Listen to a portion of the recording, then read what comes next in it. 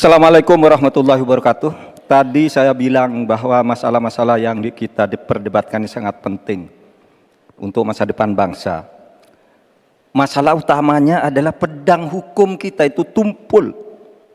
Kalau pedang hukum tidak tumpul, kita pasti bisa tabrak habis-habisan.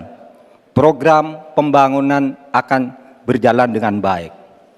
Mas Ganjar dan saya minta maaf kepada para ibu dan anak cucu yang telah ikut terlibat atau tanpa bisa berbuat apa-apa ketika terjadi perusakan alam yang ibu dan para cucu itu huni.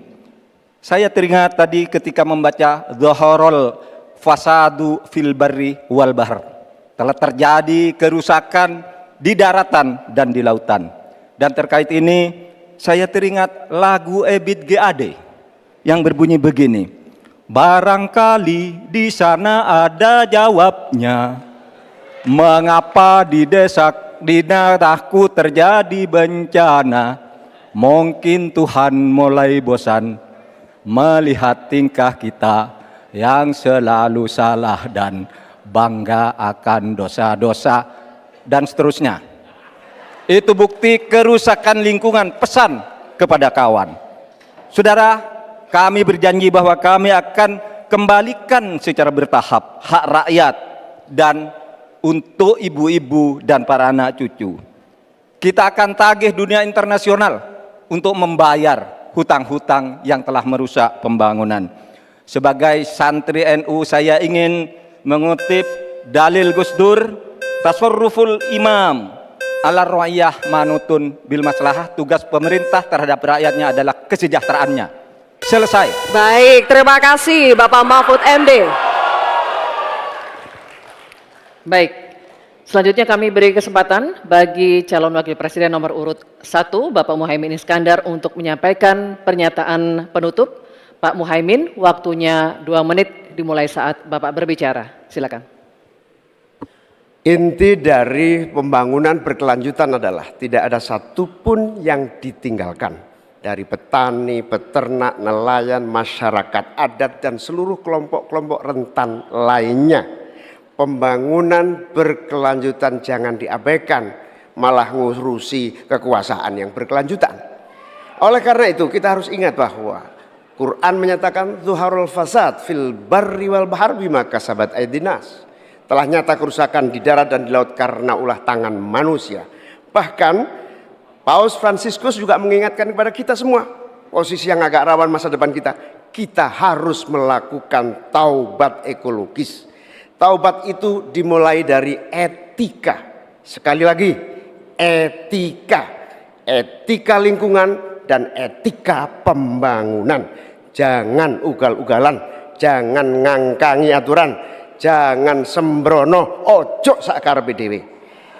Saudara-saudara sekalian, insya Allah kalau Amin mendapatkan mandat, kita akan sungguh-sungguh. Yang pertama, kita akan anggaran untuk mengatasi krisis iklim kita tingkatkan secara signifikan, termasuk riset sekaligus implementasi energi baru dan terbarukan. Kita sahkan RUU masyarakat adat secepat-cepatnya. Dana subsidi atau dana untuk masyarakat desa kita tingkatkan 5 miliar per tahun agar warga desa dapat menikmati pembangunan.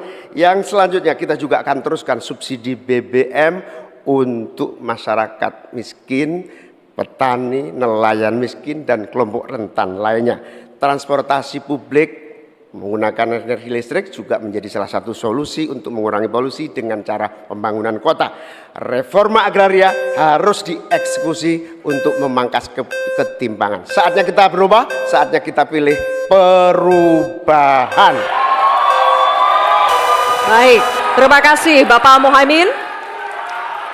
Baik, kita akan berikan kesempatan juga kepada calon wakil presiden nomor urut 2 Bapak Gibran Rakabuming Raka untuk memberikan pernyataan menutup. Waktu Anda 2 menit dimulai ketika berbicara. Silakan. Baik, terima kasih. Saya tidak akan pernah bosan-bosan membahas hilirisasi. Dengan hilirisasi kita akan keluar dari middle income trap. Dengan hilirisasi kita akan meningkatkan nilai tambah di dalam negeri.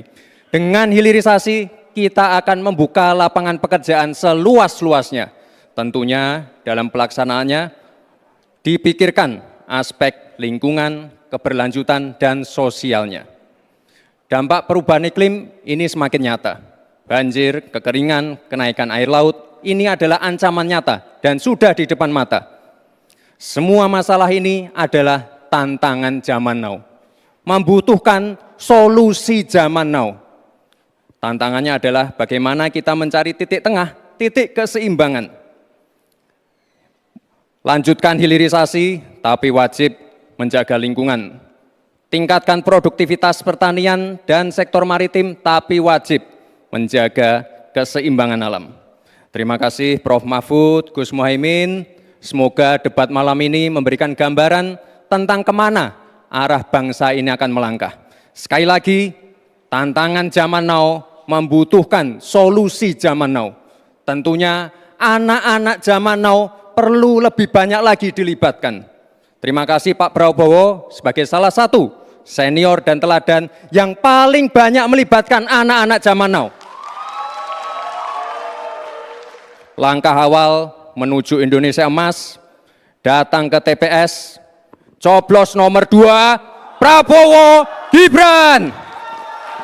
Terima kasih. Mas Gibran masih ada waktu? Waktunya masih ada. Cukup atau lanjut? Cukup? Mas Gibran? Baik. Terima kasih. Silakan hadirin, saatnya kita berikan apresiasi untuk ketiga calon wakil presiden yang sudah menyelesaikan seluruh rangkaian debat pada malam hari ini.